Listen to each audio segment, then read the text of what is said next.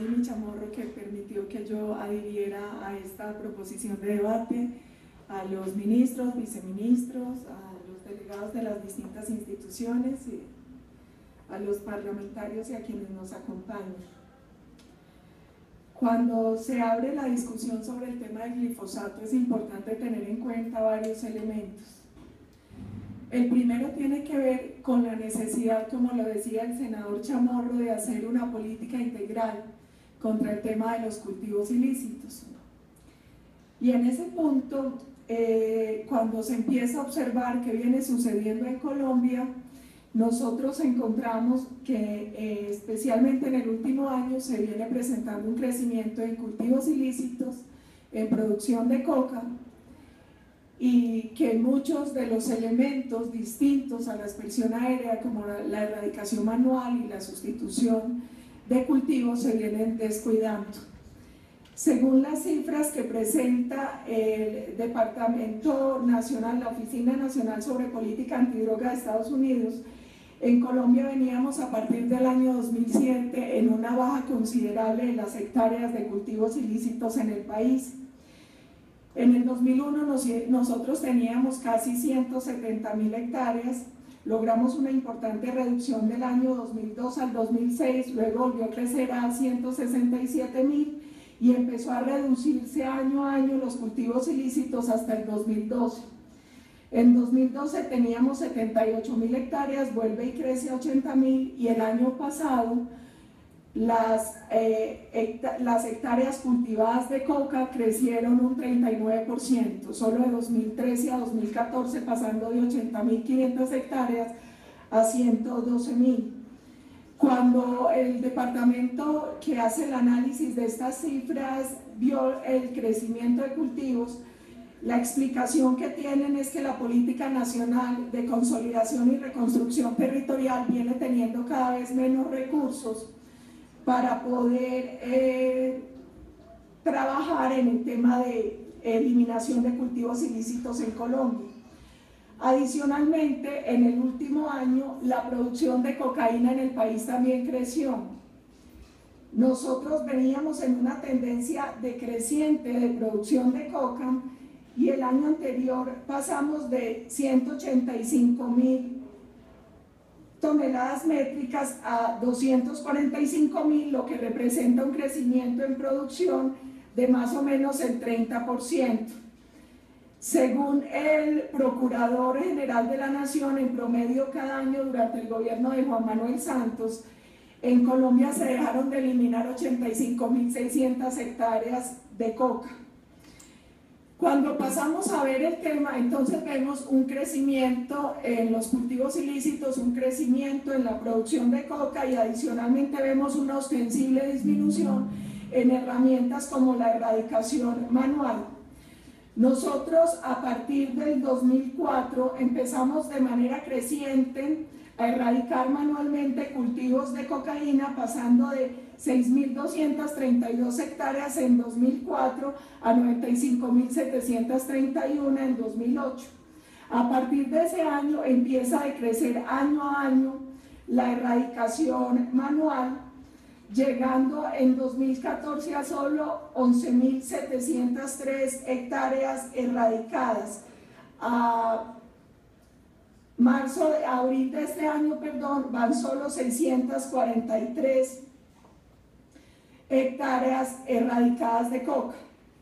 De esa manera, cuando hacemos el análisis contando la erradicación manual, contando la aspersión aérea, vemos que en Colombia viene desde 2008 decreciendo la eliminación de estos cultivos. En parte es porque hay menos, pero en parte también es porque se ha bajado la guardia en las políticas de erradicación de cultivos ilícitos y adicionalmente por problemas que se están presentando de seguridad en estas zonas en los últimos años. Hicimos un comparativo entre las cifras que presenta la Oficina de Control de Drogas de Estados Unidos y las del Ministerio de Defensa y encontramos que en el caso de cultivos de coca hay una ostensible diferencia entre las cifras que presentan uno y otro. Sin embargo, la tendencia sí ha sido la misma a través de los años y las cifras de las dos entidades muestran que viene presentándose un crecimiento en el último año de cultivos de coca. En el tema de erradicación aérea, también hay una pequeña diferencia entre las cifras que presenta Estados Unidos y la que presenta el Ministerio de Defensa. Lo que sí es cierto es que ambas coinciden en la disminución de erradicación aérea en Colombia. En el tema de erradicación manual son exactamente iguales las cifras del Ministerio de Defensa y de la Oficina de Control de Drogas de Estados Unidos, y ambas dan cuenta de una gran disminución, como lo decía ahora, pasando de 96.000 hectáreas a menos de 12.000 el año pasado. Eso es simplemente para presentar un panorama preocupante frente al crecimiento de cultivos ilícitos, crecimiento de producción de coca, especialmente en el último año. Ahora, cuando nos centramos en el tema del uso del glifosato para la erradicación de cultivos ilícitos, hay varias cosas sobre las que hay que hacer precisión. La primera es el estudio del Instituto Nacional de Salud, que es la institución científico-técnica para presentar este informe en Colombia. La entidad hizo el estudio basado en el que presentó en la investigación del cáncer que se publicó en la revista que citó el senador Chamorro. Entonces, el informe del Instituto Nacional de Salud no es anterior, es posterior, porque justamente el informe del Instituto Nacional de Salud lo que hace es un análisis de ese informe que se presentó sobre el tema del uso de glifosato. En ese estudio aparece claramente que el glifosato está clasificado en el grupo 2A, que es el grupo que aparece como posiblemente cancerígeno. En este mismo grupo aparece ser peluquero como posiblemente cancerígeno. Aparece el trabajo por turnos en una modalidad que altere, por ejemplo, las horas de sueño. Seguramente la mayoría de congresistas estamos bastante expuestos. Está el tema de gases de combustión automotor o cámaras bronceadoras. Esto simplemente para indicar que donde aparece el glifosato aparece también una serie de elementos como posiblemente cancerígenos en ese grupo 2A. Y adicionalmente hay que tener presente una cosa, senador Chamorro, ese estudio lo realizan midiendo el riesgo en relación a una multiexposición de plaguicidas. Ese estudio no se refiere específicamente al glifosato. Y además, las personas sobre las que se hizo el estudio son personas que están expuestos a múltiples plaguicidas, y además tiene que ver con un tema ocupacional, es decir, una exposición muy frecuente y sistemática a este grupo de plaguicidas que va direccionado específicamente al cáncer de linfoma no Hodgkin, como usted bien señaló. Cuando uno analiza ese estudio, entonces se da cuenta primero que es posiblemente cancerígeno, con otras cosas, que además es un estudio que no es exclusivamente sobre glifosato y que es un estudio que tiene que ver con una exposición permanente con temas ocupacionales. Así como usted citó estudios del de la Defensoría del Pueblo y estudios que dicen que sí presenta riesgo el glifosato, hay múltiples estudios que afirman todo lo contrario. De hecho, el Instituto para la Valoración de Riesgo alemán, que es la que se encarga de hacer los estudios sobre glifosato para la Unión Europea, viene haciendo estudios y los ha publicado desde 2013, los renovó en 2014 y en 2015, y en el estudio que ellos hacen, el último, que es del 23 de marzo de 2015, dice, primero, que el glifosato no es cancerígeno, después de la revisión de estudios que tienen a su disposición, nacionales e internacionales, incluyendo el resultado de la reunión conjunta sobre residuos de plaguicidas de la Organización Mundial de la Salud y la FAO. También dice ese informe del Instituto Alemán que, haciendo el análisis del estudio que aquí fue citado, donde aparece el glifosato en el grupo 2A, sobre probablemente cancerígeno para los seres humanos, se dice que es difícil comprender un estudio que emite un juicio a partir de muy pocos estudios. Adicionalmente, este instituto alemán dice que ha evaluado más de 30 estudios epidemiológicos y que en opinión completa de esos estudios dice que no hay una relación comprobada entre la exposición al glifosato y un mayor riesgo al linfoma no Hodgkin u otros tipos de cáncer. La Agencia Reguladora para el Manejo de Plagas de Canadá, en el último informe, que es del 13 de abril de 2015, esta Agencia Reguladora para el Manejo de Plagas de Canadá también analiza el reporte de IARC y publicó una resolución proponiendo la continuación del registro en el país de los productos que contengan glifosato para la venta y uso en Canadá, pues después de realizar diferentes pruebas se concluyó que este no tiene mayores riesgos para la salud humana y el medio ambiente. El informe de la Organización Mundial de la Salud y de la FAO, realizado en 2004, en la reunión de residuos de pesticidas, estableció que hay una ausencia potencial cancerígena en animales y falta de estudio de la genotoxicidad estandarizada, y que es muy improbable que el glifosato represente un riesgo de cáncer en los humanos. A uno también le llama la atención que el estudio de la IARC tuvo en cuenta el estudio de la FAO y la OMS, y sin embargo lo que sacó fue totalmente distinto. Centrándonos en el estudio que ha causado más controversia, que es el que hizo el Instituto Nacional de Salud en Colombia, ese estudio lo que dice es que las conclusiones de la IARC no llevan a un escenario real de cambio en el nivel de riesgo para la salud de la población en general expuesta accidentalmente al herbicida glifosato bajo el programa de erradicación de cultivos ilícitos. Dice que es muy poco probable que la concentración que se usa en ese programa alcance niveles que representen riesgo para la salud por exposición aguda. Dice además que el estudio de la IARC no se hace sobre evidencia nueva. Además dice que hay múltiples estudios de agencias y de diferentes fuentes que respaldan la seguridad en el uso del producto bajo un nivel que representa un bajo nivel de riesgo para los seres humanos, para la salud.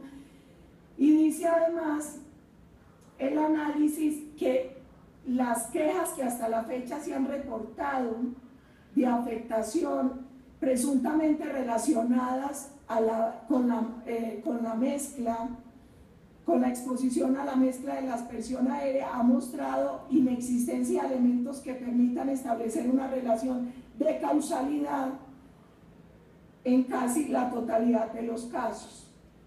Dice también que la toxicidad y el impacto agudo y crónico que originan productos químicos utilizados en el proceso de transformación de los cultivos de coca en base de coca para la elaboración, manejo, almacenamiento y eliminación de los residuos, esos precursores tienen mucho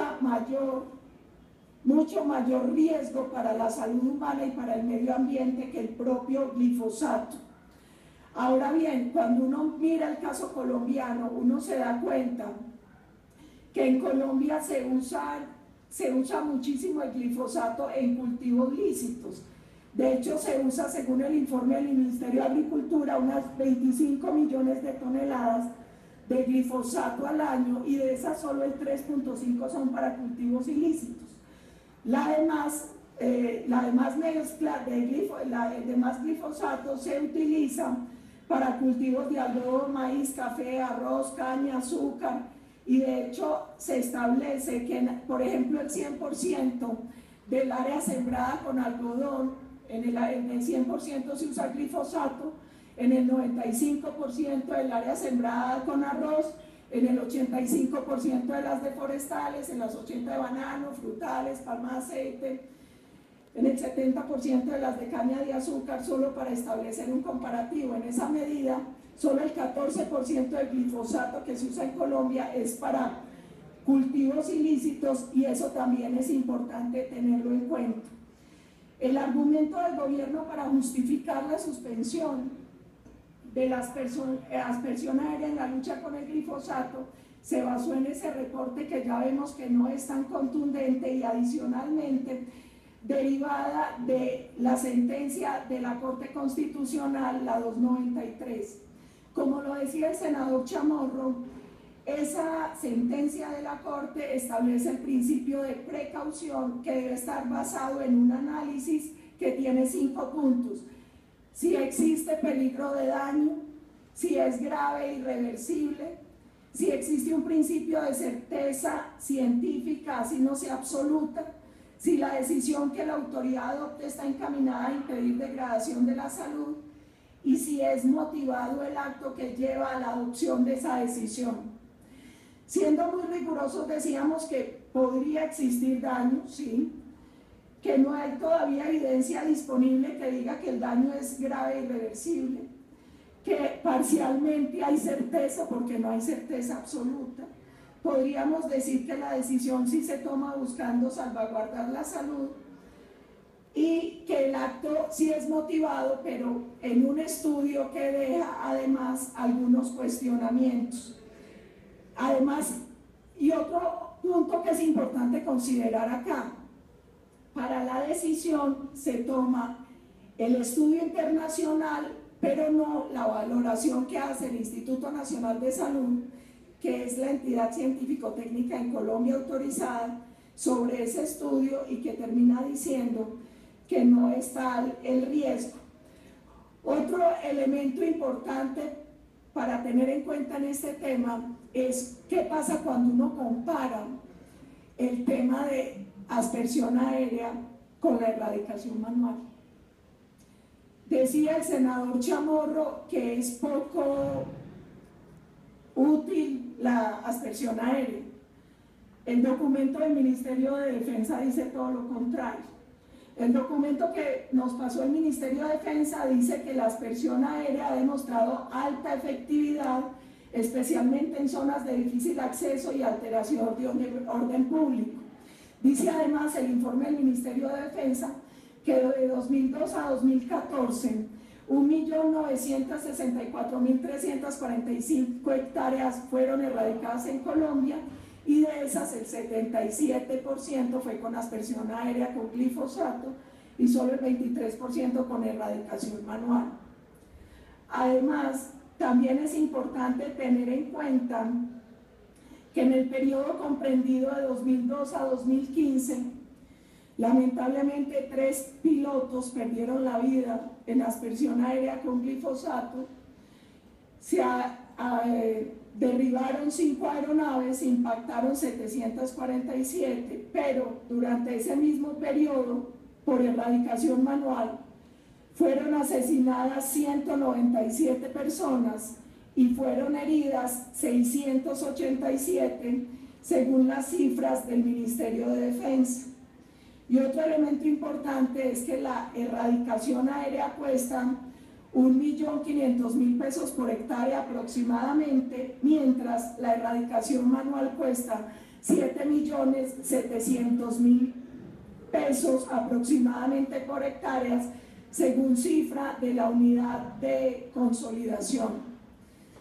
A los colombianos sí nos llama la atención que se diga que el glifosato se tiene que eliminar por dañino para la erradicación manual de cultivos ilícitos, pero no para los cultivos lícitos, cuando un alto porcentaje, solo el 14% es para ilícitos. El demás glifosato, de los 25 millones de litros que se usa en Colombia, es para lícitos. Otra preocupación que a uno le queda es: las FARC hoy controla aproximadamente el 60% de la producción de coca para el país, y según el ejército eso implica ingresos por 1.7 billones de pesos al año, y los daños de las FARC sí están científicamente comprobados. Aquí hay una última cosa que yo quisiera señalar, senador Chamorro. En mi tierra hay un dicho, y es: acusación, ¿cómo es? Explicación no pedida, acusación manifiesta. Mire, el grupo terrorista de las FARC, el 2 de diciembre de 2013, cuando sacó las propuestas mínimas para pactar lo concerniente a las drogas ilícitas, literalmente dijo: suspensión inmediata, aspersiones aéreas con glifosato y reparación integral a sus víctimas.